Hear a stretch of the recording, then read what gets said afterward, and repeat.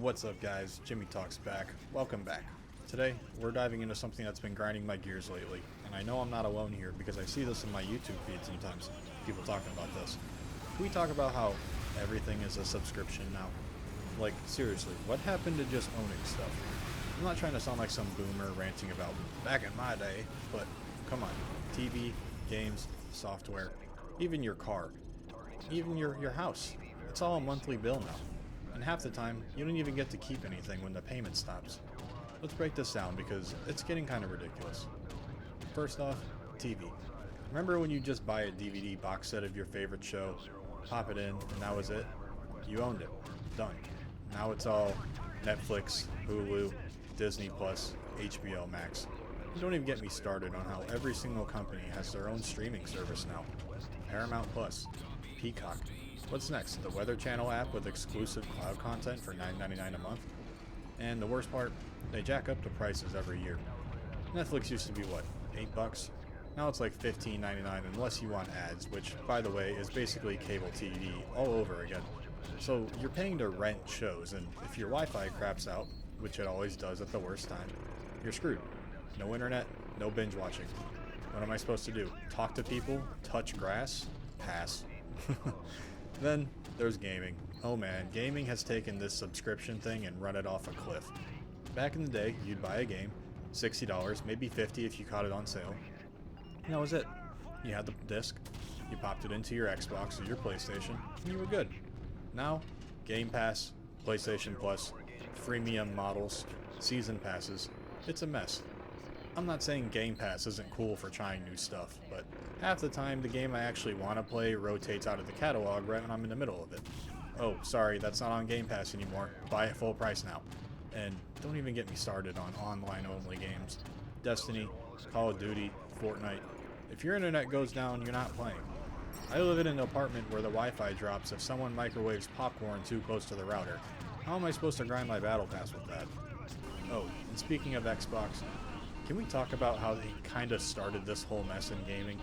Remember when Xbox Live went from optional perk to pay us $60 a year or you can't play online?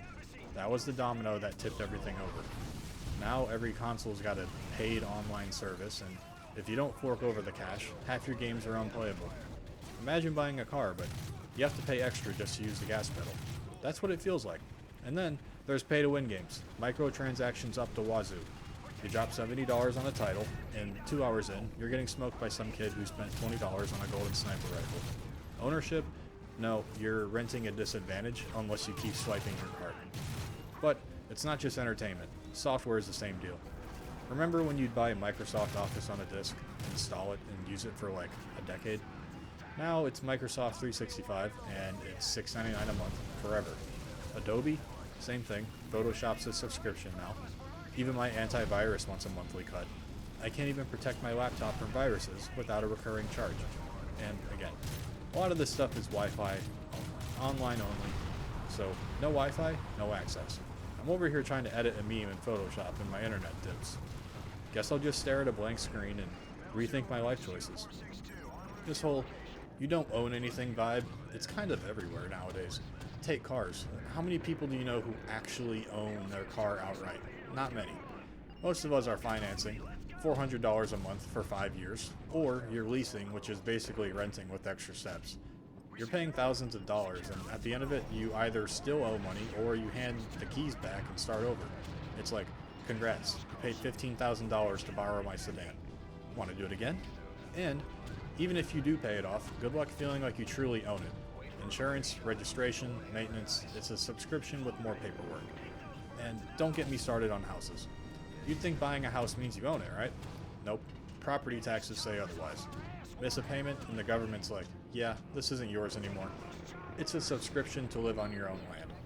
My buddy was telling me how his parents bought their place in the 90s for like $150K. Now the property taxes are so high they're basically paying rent to the country. How's that ownership?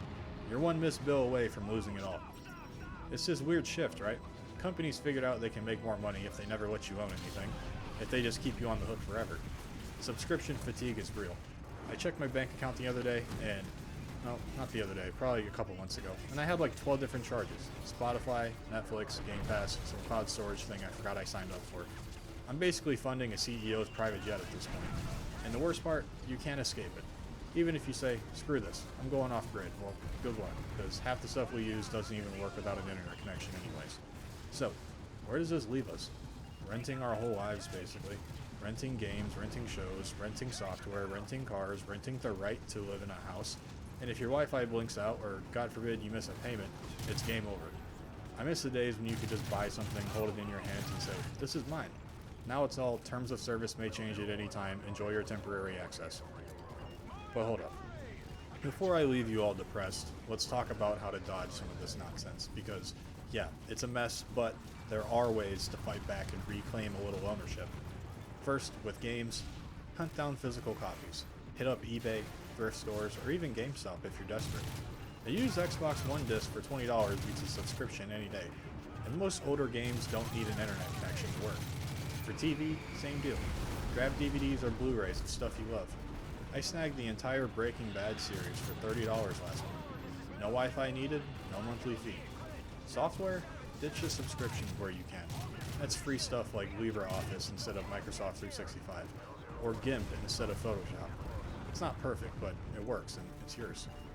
Cars and houses, a little bit trickier, but hear me out. If you can, save up and buy a cheap used car outright.